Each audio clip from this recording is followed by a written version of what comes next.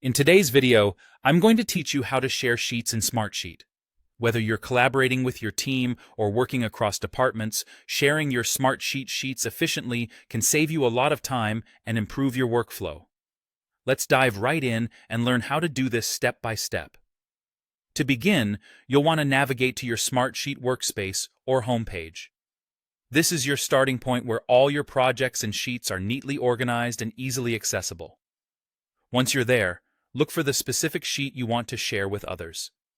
With that sheet selected, we can move on to the next step.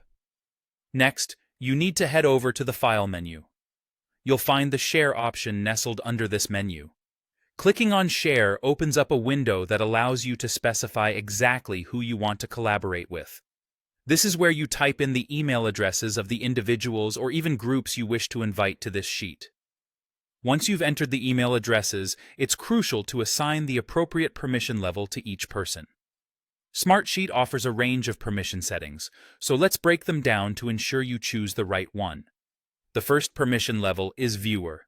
Assign this to individuals who only need to look at the sheet without making any changes. They're perfect for stakeholders or team members who need to stay informed without editing any data. Another permission level is Editor, and you have two choices here: can share and cannot share. Editors with can share permissions can both view and edit the sheet and have the ability to share it with others. On the other hand, if you choose cannot share, they can still make edits, but they won't be able to pass the sheet along to anyone else. This is useful when you want to maintain control over who can further distribute your work. Then we have the admin role, which gives full control over the sheet. An admin can edit, share, and modify sharing permissions, making them a powerful collaborator who can manage the sheet comprehensively. Finally, there's the commenter role.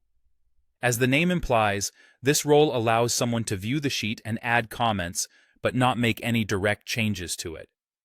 This is particularly useful for seeking feedback or suggestions without altering the original content.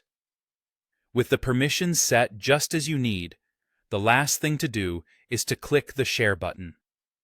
Once you do, an invitation is sent out to everyone you've listed, and they'll be able to access the sheet according to the permissions you've chosen for them.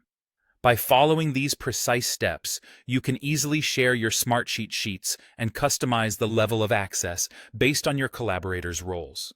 Thanks for watching, and get ready to streamline your collaborative efforts with Smartsheet.